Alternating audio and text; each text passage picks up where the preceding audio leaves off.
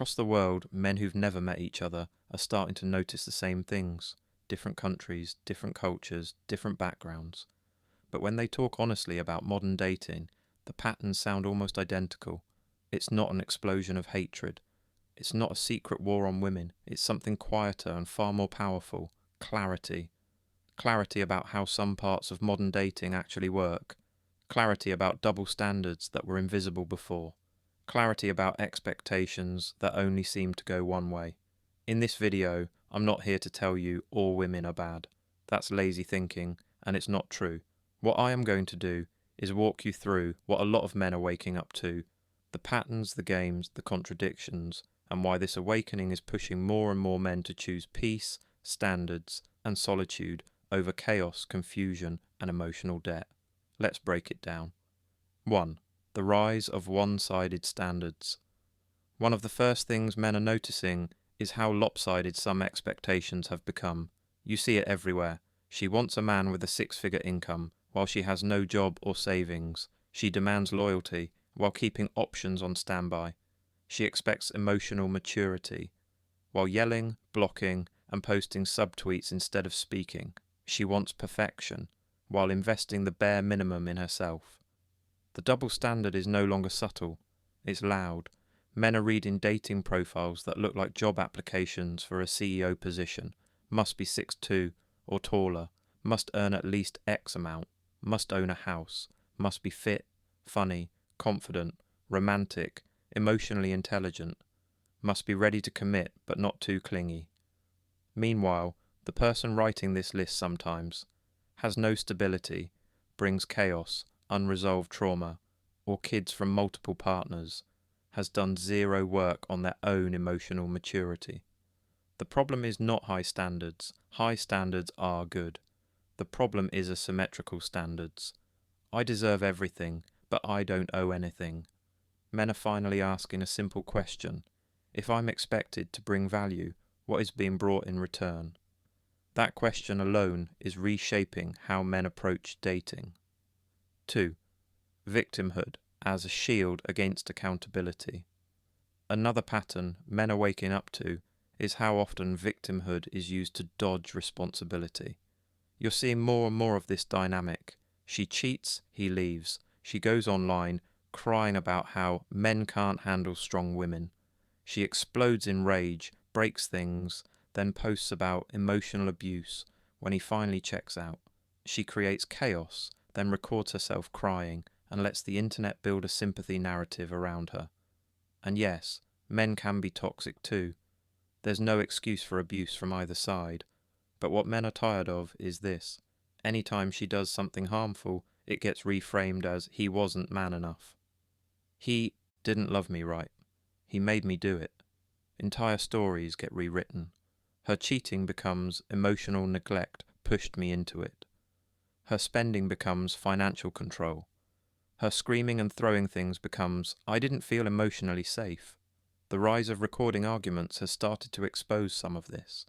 You listen to these clips and see a man speaking calmly while being accused of shouting, a man trying to set a boundary while being labelled abusive, a man being blamed for reactions he clearly didn't create. Men are not imagining these contradictions. They're watching them play out in real time, and the result, men are becoming less willing to stay in situations where they are always the villain, no matter what actually happened. 3. Attention over attachment. The fame and fantasy trap. Another thing men are waking up to is how social media and attention culture have hijacked some people's sense of reality. Some women are willing to risk stable relationships for a like from a semi-famous stranger, a DM from a blue check, the illusion that I can do better based on digital attention. We've all seen the stories. A long-term relationship gets thrown away because some local celebrity starts flirting online. A woman mistakes online clout for real-world commitment. After being used and discarded, she attempts to come back as if nothing happened. Men are recognizing something crucial. A like is not a plan. A DM is not a relationship. Digital attention is not real-world devotion. The willingness to nuke a solid partner for a fantasy is making a lot of men question whether building with someone is even worth the risk. 4. The never-ending dissatisfaction loop. Some men are learning an uncomfortable truth. There are people who are not happy with themselves, and no partner will ever be enough for them. So it plays out like this. He plans dates, not creative enough. He's romantic, too much pressure. He gives space, he's distant, he's attentive, he's clingy. He works hard, he's emotionally unavailable. He slows down work to be around more, he's not ambitious enough. The problem isn't always the man. The problem is that some people need drama to feel alive. Silence feels like emptiness. Stability feels like boredom. Consistency feels like something is wrong. Men are starting to realise you can't fix internal chaos with external effort.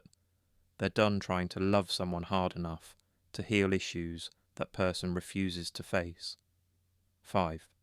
Empowerment versus self-destruction in disguise. In the name of empowerment, some genuinely destructive behaviours are being rebranded as freedom. Turning your body into a product and calling it just business. Treating casual dysfunction as lifestyle goals.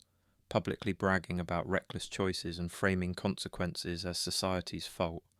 Again, this is not about shaming. It's about cause and effect. There are long-term impacts on future relationships, on mental health, on reputation, on how trustworthy you appear to someone trying to build a serious life. Men are seeing that they are expected to take these histories, behaviours and mindsets seriously, while not being allowed to have a preference or boundary without being called insecure, controlling, or unable to handle a strong woman. Many men have stopped arguing about it. They're simply opting out. 6. Secrets, lies, and the collapse of trust. Another major awakening, how common lying and hiding have become around important issues. Past relationships, sexual history, debt and finances, legal problems, ongoing friendships with people they were intimate with. It's not the past itself that's the biggest issue. It's the dishonesty about it. Trust is built on 2 things: truth, consistency. When a man finds out 3 partners was actually dozens, just friends was actually more, it happened once was actually a pattern, trust doesn't bend, it breaks.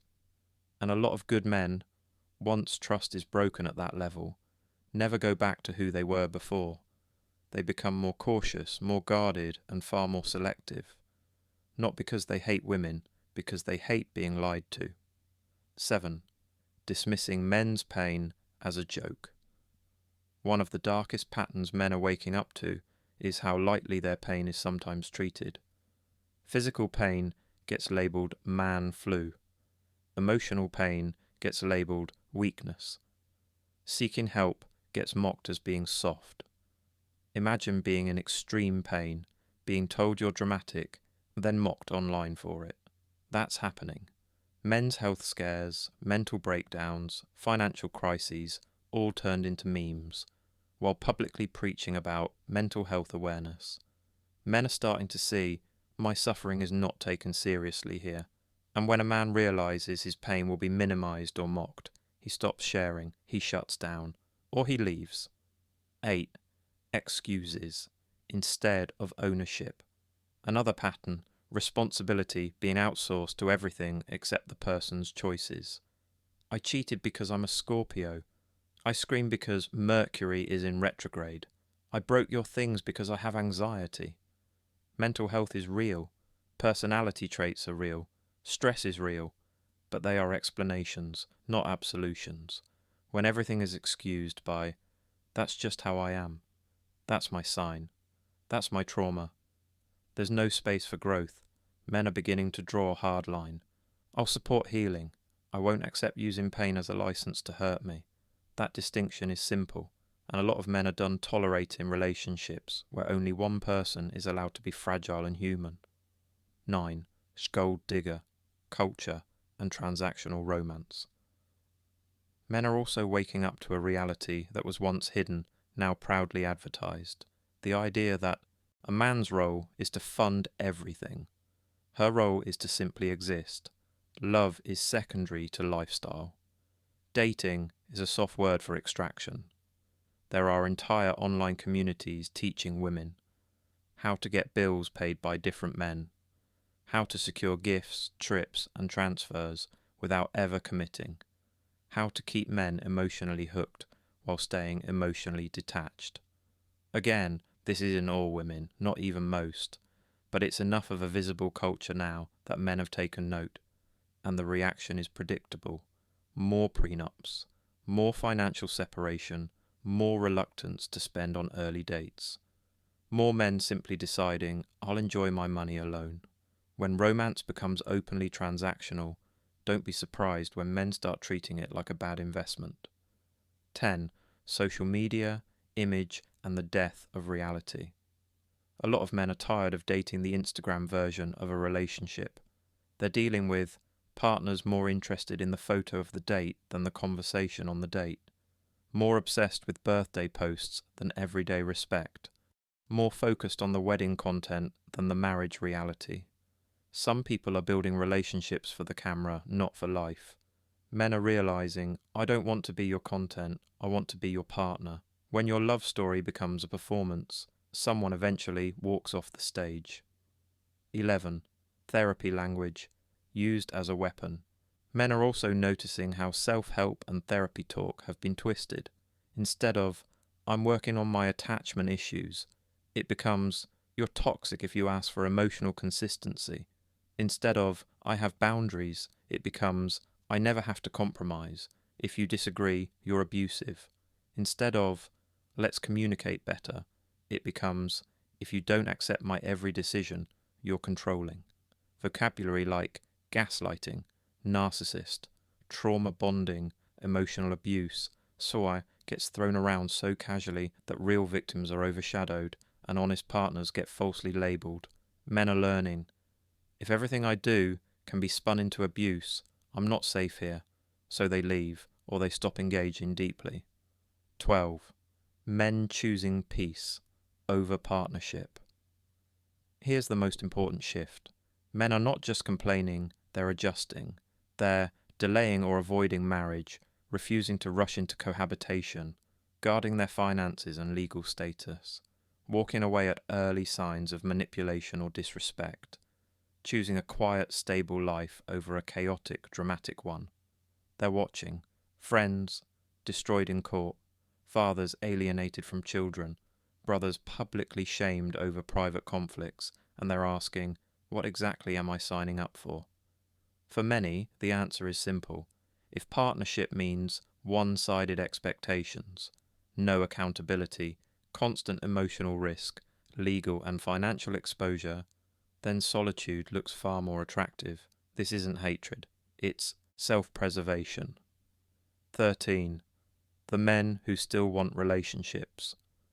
Not all men are checking out. Some still want wives, families, lifelong partnership, but those men are becoming ruthlessly selective. They're looking for reciprocity instead of entitlement, respect instead of constant criticism, accountability instead of blame shifting, peace instead of permanent drama. They're not impressed by big words with no action, public queen energy with private disrespect, long standards, lists with no self-reflection.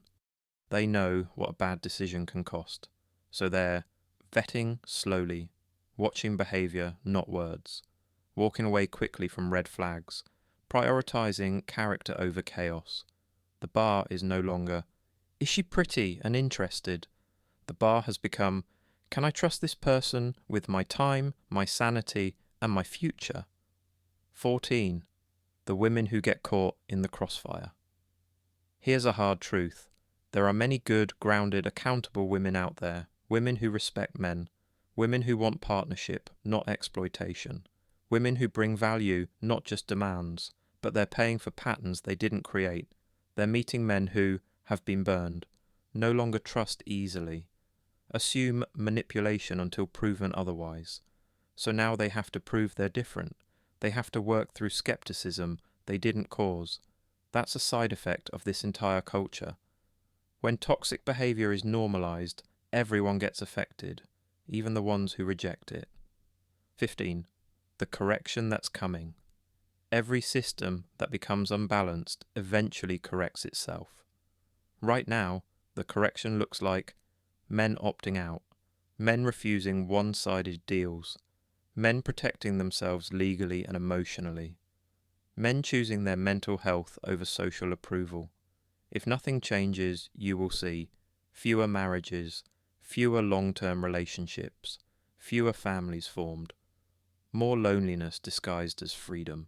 Not because men are incapable of love, but because men are unwilling to pay any price for it. Reality always wins in the long run. Standards that can't be matched will be abandoned. Expectations that aren't reciprocal will collapse. Behaviours that destroy connection will lead to isolation. 16. The accountability. Men are demanding. At the core of this awakening is one word: accountability. Men are quietly saying, if I'm expected to be loyal, you should be too. If I'm expected to provide, you should bring something beyond demands. If I need to manage my emotions, so do you. If my pain matters, yours does, and so does mine. They're not asking for perfection, they're asking for fairness. The new male standard is becoming, I will no longer participate in a dynamic where all the responsibility is mine, and all the benefits are yours. 17. What this means for you as a man. If you're a man watching this, you need to internalize a few things. Your standards are not a problem. Your boundaries are not abuse. Your desire for peace is not weakness. Your decision to walk away is not fear of intimacy. You are allowed to say, I will not sacrifice my mental health for someone who refuses to own their actions. You are allowed to choose solitude over stress, friends over fake love, stability over constant tension. You don't need society's permission to protect yourself. 18. What this means for women who want healthy relationships. If you're a woman watching this and you recognize some of these patterns in yourself or your circle, you also have a choice. You can dismiss all this as men being fragile, label all criticism as misogyny, keep believing only men need to change. Or you can self-reflect and ask, do I bring what I expect? Do I take accountability when I'm wrong? Do I respect the men I want respect from? Do I want partnership, or do I want to be catered to? The women who embrace accountability, reciprocity, and respect will be the ones men still willing to build, will compete for. Because good men don't disappear. They just become more intentional. 19. The bottom line, clarity over bitterness. The awakening men are going through is not all women are bad. Love is pointless. Relationships are for losers. It's this: I will no longer ignore patterns that hurt me. I will no longer gaslight myself about what I see.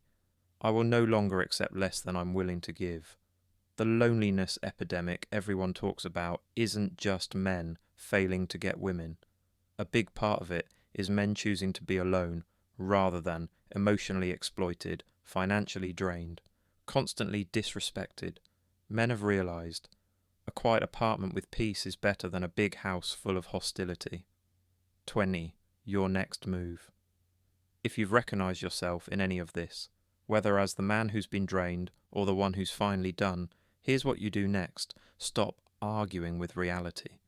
If you see a pattern, believe it the first time. Raise your standards for yourself first. Build your body, your mind, your money, your character. Do not chase anyone who disrespects you. Distance is an answer. Inconsistency is an answer. Believe it. Choose partners, not projects. You are not a rehab centre for adults who refuse to grow. Understand that solitude is better than self-betrayal. Being alone is not failure. Living in a constant war zone is. Men around the world are waking up to the same reality. Their peace matters. Their sanity matters. Their happiness matters. And once a man truly understands that, he stops begging to be chosen and starts choosing himself first. That choice is not selfish. It's necessary, because you don't just want better, you deserve better, and accepting less is no longer noble, it's just unnecessary.